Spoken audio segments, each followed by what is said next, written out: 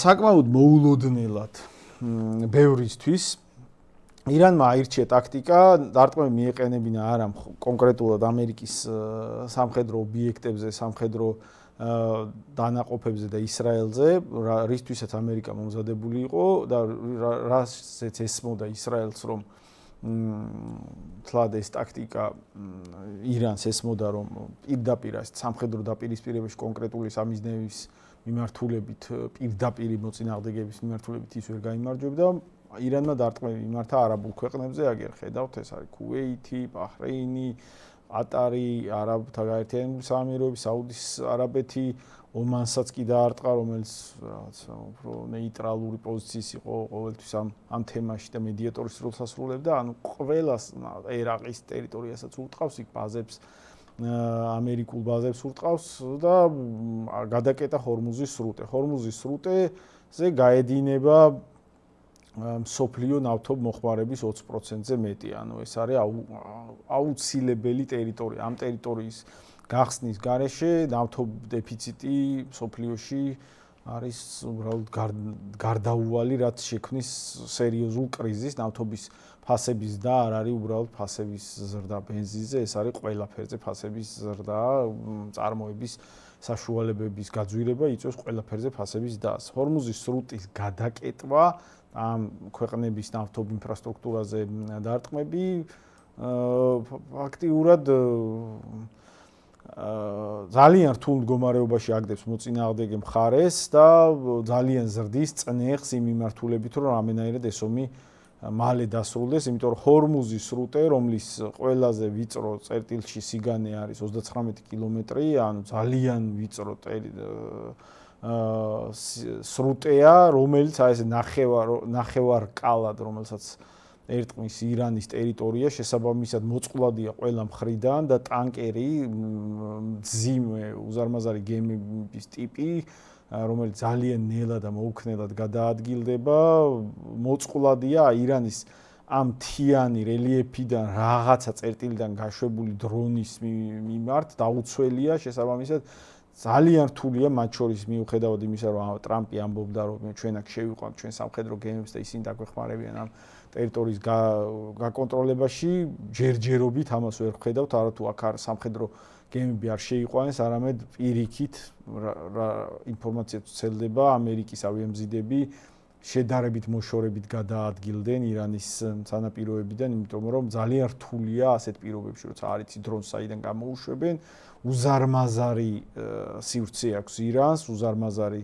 სახელმწიფოა, მთიანი რელიეფით, სადღაც მთიან ხეობებში, სად იმალება დრონების გამშვები პიკაპი ან მცირე სატვირთო მანქანა, რომელსაც ძარაზე განლაგებული აქვს რამდენიმე დრონი, კაცმა არ იცის. ამიტომ ეს ამ სრუტის დაკეტვა ირანისთვის არის შედარებით მარტივი ამოცანა და ამ ტაქტიკას მიმართა ირანმა, რაც ძალიან ართულებს ამერიკისთვის გამოსავლის ძიებას. საქმე იმაშია, რომ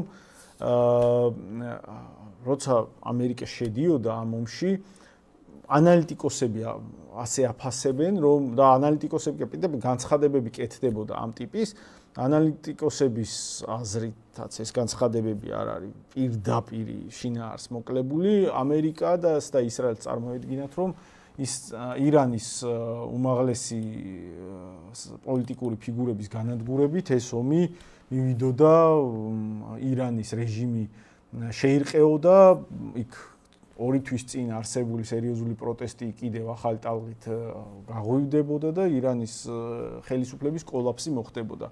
რეალობა აღმოჩნდა სხვანაირი. ჩვენ შეგვიძლია მაგალითად ვნახოთ ირანის წარმომადგენლის განწყობა იმაზე, მზად არიან თუ არა ისინი შეაჩერონ ომი. საუბარია ცეცხლის შეწყვეტაზე. როგორია თქვენი აზრი ცეცხლის შეწყვეტისა და ირანის მიერ ჰორმუზის სრუტის ჩაკეტვის შესახებ? ჰორმუზის სრუტე არ გაიხსნება. არც ერთ ამერიკულ გემს არ აქვს სპარსეთის ყურეში შესulis უფლება. ამერიკის ყოფნა სპარსეთის ყურეში ბოლო 50 წლის უსაფრთხოების დარღვევის მთავარი მიზეზია. სპარსეთის ყურიდან ამერიკის გასვლისა და ჰორმუზის სრუტეზე კონტროლის რეგიონის ქვეყნების, განსაკუთრებით ჩვენი და ამ სრუტის ორივე მხარეს მყოფი ქვეყნის ხელში გადასulis გარეშე გარეშე შეუძლებელია უსაფრთხოება შეიქმნას. ომის დასრულებაც ჩვენს ხელშია. ჩვენ ომის დასრულებას განვიხილავთ მაშინ, როდესაც პირველ რიგში სრულად მივიღებთ ჩვენს კომპენსაციას ამერიკისგან. 100%-იან გარანტიას უნდა მივაღწიოთ მომავლისთვის, რაც ამერიკის სპარსეთის ყურიდან გასვლის გარეშე შეუძლებელია. ამიტომ მეორე პირობა ამერიკის სპარსეთის ყურიდან გასვლა. ხო, ირანი საერთოდ არ ავლენს განწყობას, რომ ისინი დანებებისთვის მზად არიან, მეტიც მიუხედავად იმისა, რომ ტრამპის მხარე საუბრობს, რომ მოლაპარაკებების სურვილი აქვს ირანს, აგერ ირანის საგარეო საქმეთა მინისტრის განცხადებაც შეგვიძლია მოვისმინოთ, არანაირი სურვილი არ აქვს ჯერ მოლაპარაკებების. ამერიკულმა მხარემ, ტრამპის მხარემ უნდა გამოთქვას კომპრომისისთვის ბრძოლა ამაზე, რომ წავიდეთ. მოდი ამასაც მოვუსმინოთ. პრეზიდენტმა ტრამპმა ამ შაბათ-კვირას თქვა, რომ ის არ არის მზად ირანთან გარიგებისთვის, რადგან პირობები ჯერ კიდევ არ არის საკმარისად კარგი. მისი ადმინისტრაცია ამბობს, რომ ეს ომი შეიძლება კიდევ დაახლოებით 3.5 კვირა გაგრძელდეს. ითხოვა თუ არა ირანმა ცეცხლის შეწყვეტა. არა, ჩვენ არასდროს გვითხოვია ცეცხლის შეწყვეტა და არასდროს გვითხოვია მოლაპარაკებაც კი. ჩვენ მზად ვართ დავიცვათ საკუთარი თავი იმდენ ხანს, რამდენ ხანსაც საჭირო იქნება. და ეს არის ის, რაც აქამდე გავაკეთეთ და ვაგრძელებთ ამის კეთებას. ეს არის უკანონო ომი ყოველგვარი გამარჯვების გარეშე. და იცით, ხალხი იხოცება მხოლოდ იმიტომ, რომ პრეზიდენტ ტრამპს გართობა სურს. ეს არის ის, რაც მან თქვა. ისინი ძირავენ გემებს და ბომბავენ სხვადასხვა ადგილებს, რადგან ეს მათთვის სახალისოა. და ომის მდივანმა თქვა, რომ არანაირი შეწყალება არ იქნება. და ეს სინამდვილეში ომის დანაშაულია. ამის თქმაც კი ომის დანაშაულია. ასე რომ ეს არის ომი, ეს არის არჩევითი ომი პრეზიდენტ ტრამპისა და შეერთებული შტატების მიერ. და ჩვენ ვაპირებთ გავაგრძელოთ ჩვენი თავდაცვა. ხო, ირანი დემონსტრაციას ახდენს, რომ უკან არიხევს, არ აპირებს გაჩერებას, არ ეშლება სისტემა, არ ეშლება ხელისუფლება, აგრძელებს ბრძოლას. ცოტა გაუგებარი ხდება ამ ვითარებაში ამერიკას რა ბერკეტები აქვს იმისთვის, რომ ირანის წინააღმდეგობა გააჩეროს, აი მაგალითად ტრამპის განცხადება იმაზე, რომ რა განწყობაა თეთრ სახლში ამასთან დაკავშირებით. ეს გაცილებით მეტია. ადამიანებს კარგად არ ესმით. ეს არის დიდი საჭადრაკო პარტია. თამაში ძალიან მაღალ დონეზე. ეს არის უმაღლესი დონის ჭადრაკი და მე საქმე მაქვს ძალიან ჭკვიან მოთამაშეებთან. ისინი ჭკვიანი ადამიანები არიან და იქ შემთხვევით არ ხვდებიან. იცით, როდესაც ზოგიერთ ამ ადამიანთან გაქვთ საქმე, თქვენ ურთიერთობთ მაღალი დონის ინტელექტის, ძალიან მაღალი IQ-ს მქონე პირებთან. გავიგე, რომ რაკეტებს ისროდნენ არაბთა გაერთიანებულ საამიროებში. თქვი, ეს უცნაურია, ხომ იცით? მოგეხსენებათ, საამიროები ირანისთვის ბანკირივითაა. ისინი მათთვის ბანკირივით არიან. კატარი, მათი მეზობელი, მათ ნორმალური ურთიერთობა ჰქონდათ. და უცებ საუდის არაბეთი, შემდეგ ქუეითი. ქუეითს ურტყამენ, ბაჰრეინსაც ურტყამენ, ყველა ამ ქვეყანას ურტყამენ. არც ერთ ექსპერტს არ უწინასწარმეტყველებია, რომ ეს მოხდებოდა. საქმე იმაში არ არის, უნდა გვცოდნოდა თუ არა ამის შესახებ. რომც გვცოდნოდა, მაინც უნდა გავაკეთოთ ის, რაც გასაკეთებელია.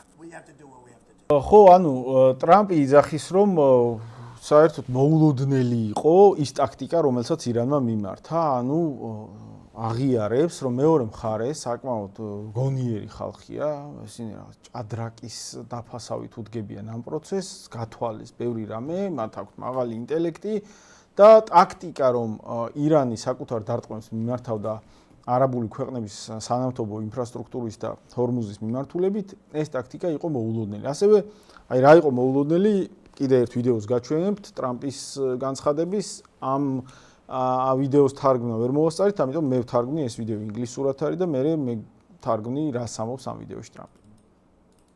So it's a little unfair. You know, you win a war, but they have no right to be doing what they're doing. ხო, ანუ აქ ამბობს, რომ ეხლა რაც ხდება, ირანი აგრძელებს მაინც დარტყმებს, ცოტა უფრო გრძელ კონტექსტში შემდეგი შინაარსი იყო, რომ ჩვენ ისინი გავანადგურეთ, შეიარაღება გაუნადგურეთ, მოუსპეთ, ჯარი აღარ აყავთ, მაგრამ დამარცხებულები არიან, მაგრამ ისინი აგრძელებენ მაინც ომს, ეს ცოტა უსამართლოა, მათ არ აქვთ უფლება ეს გააკეთონ, მაგრამ აკეთებენ. ანუ აზრი არის, რომ ეხლა რასაც აკეთებენ, რომ ისინი მაინც არ ჩერდებიან და აქეთ ისვრიან და ჰორმუზი ჩაკეტილი აქვთ, ეს უსამართლოა, ამის უფლება არ აქვთ. რატო არ აღიარებენ წაგებას. აღმოჩნდა შემდეგი მოცემულობა. ირანი მომზადებულა ამგვარი დარტყმებისთვის. მომზადებულა იმდენად, რომ პირველი პირიც კი უმაღლესი ლიდერი ალი ჰამეინი გაანადგურეს, მაგრამ სისტემა შენარჩუნდა და მომზადების მექანიზმი ყოფილა შემდეგი სახის. ირანმა შექმნა დეცენტრალიზებული სისტემა და შექმნა კი არა თლად არ ესმოდათ როგორც ჩანს დასავლეთში ამ სისტემის შინაარსი, ეგრეთ ფუნქციონირებდა, უბრალოდ ახლა მიზანმიმართულად ეს სისტემა მომართეს ამ გამოწვევაზე.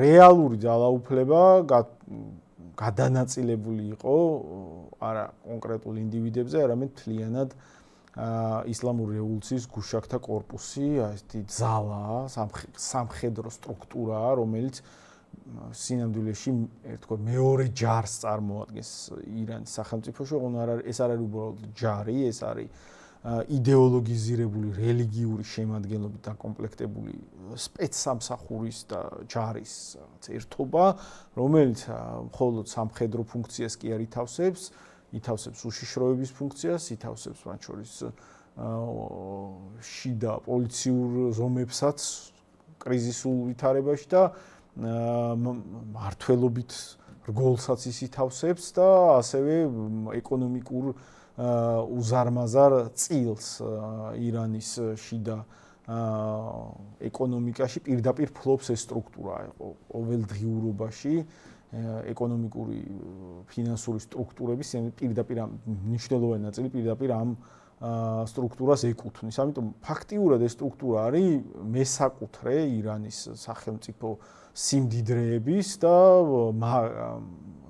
მართველი ორგანო, როგორც სამხედრო კუთხით, ისე ადმინისტრაციული კუთხით და ირანმა განსაკუთრებით ომის წინ მოემზადა და მოიმართა იმგვარად, რომ დეცენტრალიზებული ყოფილიყო მართვა რეგიონების მიხედვით, დანაწილებული ყოფილიყო და ცენტრში თუნდაც მნიშვნელოვანი ფიგურების განადგურებას არ თუ არ ჩამოეშალა სისტემა, არამედ ამა თუ იმ რეგიონს ყოლოდა თავისი მართველი რგოლი ამ გუშაქთა ისლამური რევოლუციის გუშაქთა კორპუსი და რომელსაც იცის თავისი ამოცანები, იცის რომ აი ზემოთ შეიძლება დაიღუპოს ლიდერი, შეიძლება კონტაქტი პირდაპირ აღარც არსებობდეს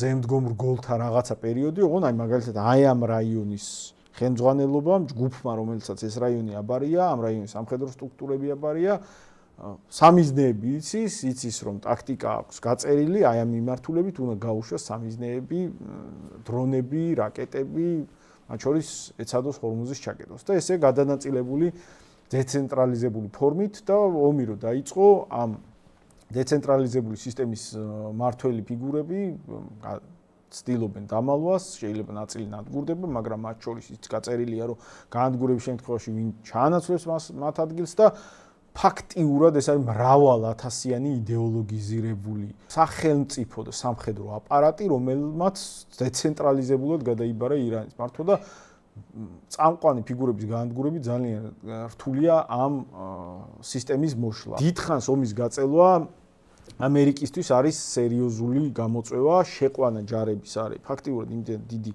სირთულე რომ გამორიცხულია. ერთადერთი რაც რეალურად განიხილება არის არსებობს ესეთი კუნძული ხარგი, რომელიც აიქ მდებარეობს. აი ეგერ არის ეს კუნძული ირანის სანაპიროსთან, ეს კუნძული წარმოადგენს ირანის მთავარ ნავთობ ტერმინალს, ირანის საექსპორტო ნავთობის 90% ამ კუნძულზე გროვდება და გაედინება მერე დანარჩენი მსოფლიოს მიმართულებით ირანს ნავთობის ვაჭრობა 90% ამ კუნძულიდან უწევს და განიხილება ამერიკული მხრიდან, განცხადებები კეთდება, რომ ამ კუნძულის დაკავება შეიძლება მოხდეს ამერიკელი სამხედრო ქვეითებით, უბრალოდ ესეც ძალიან სარისკო ნაბიჯია, იმიტომ რომ ხედავთ ძალიან ახლოს არის ირანის სანაპიროებთან, არის უბრალოდ ესეთი რაღაცა ტრიალი მინდორია, უდაბნოა, ტრიალი უდაბნო მთელი ეს კუნძული და მხოლოდ სანავთობო ინფრასტრუქტურა აქ არტილერიითაც მიწვდებიან ირანის სამხედრო ძალები და უბრალოდ ძალიან დიდი დანაკარგები შეიძლება მოყოს აქ ჯარების შეყვანას, ესეც არაპოპულარული ნაბიჯი იქნება. აი ეს გამოწვევა უდგას და გამოწვევა უდგას, რომ თუ არ გახსნეს ჰორმუზის სრუტე, ენერგეტიკული კრიზისი მსოფლიოში იქნება სულ უფრო მზარდი. აი ამერიკას სჭირდება და ერთ-ერთი მთავარი მოტივი ამ ომის იმაში მდგომარეობდა, რომ ამერიკა უნდა აკონტროლებდეს ჰორმუზის სრუტის უსაფრთხოებას და ამერიკა უნდა აკონტროლებდეს ჰორმუზის სრუტით ნავთობის ვაჭრობას, მის ხელში უნდა იყოს გასაღები ამ სრუტის. ამერიკის ბაზები ამ რეგიონის არაბულ ქვეყნებს სჭირდება სწორედ მაგისთვის, რომ ამ სრუტის უსაფრთხოებას ემუქრება ირანი და მით უმეტეს თუ ირანი ხელში ჩაიგდებს ბირთვულ იარაღს და შესაბამისად მასზე დარტყმის მიტანა შეუძლებელი იქნება, მაშინ ირანის ფაქტორის გათვალისწინება, მისი ინტერესების გათვალისწინება და ჰორმუზის სრუტეზე ვაჭრობა ნავთობპროდუქტებით ვაჭრობაში ირანის ინტერესის გათვალისწინება იქნება უალტერნატივო, ანუ ყველას მოუწევს და ყველა იძულებული იქნება ირანის ინტერესით ჩადოს ამ ვაჭრობაში წინააღმდეგ შემთხვევაში ნებისმიერ დაძაბულობის დროს შეიძლება პოტენციურად ეს სრუტე დაიკეტოს ხოლმე და ირანმა სავაჭრო ზეწოლის მექანიზმად გამოიყენოს ეს პროცესი.